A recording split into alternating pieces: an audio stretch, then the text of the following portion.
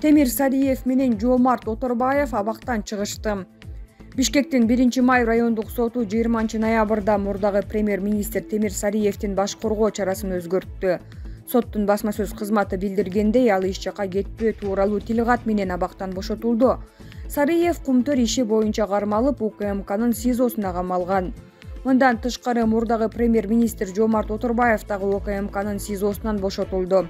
Бул тууралуу күч түзүмдөрүндөгү булактар билдирди. Маалым болгондой, ал 20-ноябрда бошотулган, иштин чоо жайы айтылган жок. Оторбаев эч жакка кетпөө тилгаты менен бошотулдубу же иштин бүтүшүнө байланыштуубу белгисиз. Булак лайк чекитке ийже. Башкы прокуратура Аларча резиденциясындагы иш-чарадагы өлкө картасы боюнча билдирүү таратты. 20-ноябрда прокуратура кызматкерлеринин күнүнө карата Аларча мамлекеттик резиденциясында өткөрүлгөн иш-чарадагы өлкөбүздүн картасынын сүрөтүндөгү Ворух анклавы Кыргызстандын аймагынан тышкары болуп калган баннери боюнча башкы прокуратура билдирүү таратты. Билдирүүдө мындай деп айтылат: иш-чараны уюштурууда башкы прокуратуранын жооптуу башкармалыгы тарабынан жеке ишканага баннер жасоого буйрутма берилген.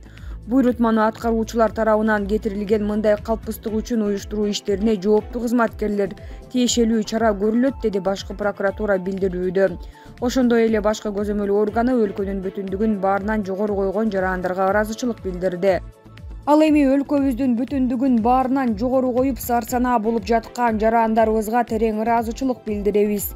Өлкө кызыкчылыгы, мамлекеттүүлүк баарыбыз үчүн баарынан жогору турат, деди башкы прокуратура. Айта кетсек, Аларча резиденциясында өткөрүлгөн иш-чарада өлкөнүн электрондук картасынын сүрөтү илинип, анда Кыргызстандын аймагында жайгашкан Тажикстандын Ворух анклавы Кыргызстандан бөлүнүп көрсөтүлгөндүгү скриншот социалдык тармактарда пайда болгон.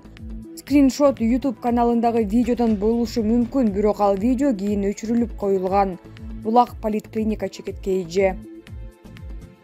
Жапаров: шайлоодон кийин чыккынчыларды жоопко тартабыз. Президент Садыр Жапаров Баткен облустук медиа борборуна маек куруп, шайлоодон кийин чыккынчыларды жоопко тарта турганын билдирди. Ошол эле учурда президент кайсы чыккынчылар жөнүндө сөз болуп жатканын жана алар кандай кылмыштары үчүн жоопкерчиликке тартылаарын тактаган жок. Интервьюнун тексти 19-ноябрда президенттик администрациянын сайтына жарыяланды.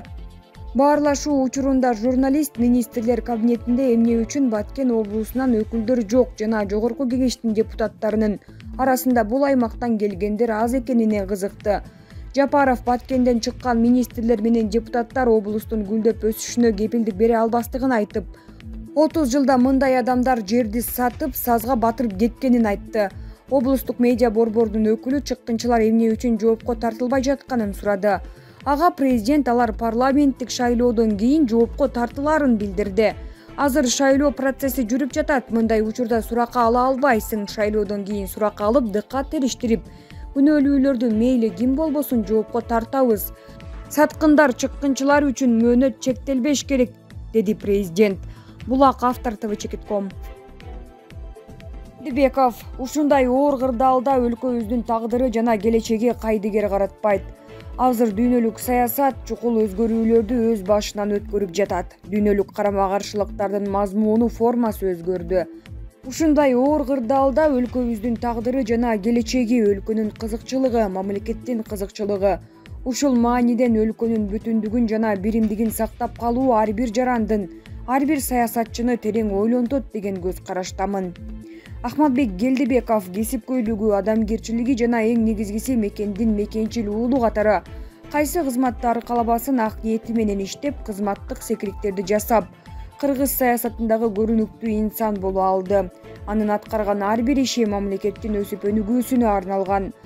Ахматбек Келдибековдун кылган эмгектери элдин эсинде. Учурда Азаттык партиясынын жолугушууларына калың эл келип жатканы Келдибековдун эл уулу экенин тастыктайт. Булак, чындык чекит медиа. Валентина Шевченко Бишкекке келди. UFC чемпиону Валентина Шевченко бүгін Бишкекке келди. Манас эл аралык аэропортунан аны ВЭФ Культу Эйр Таймаш Федерациясынын өкүлдөрү жана күйөрмандары тосуп алышты.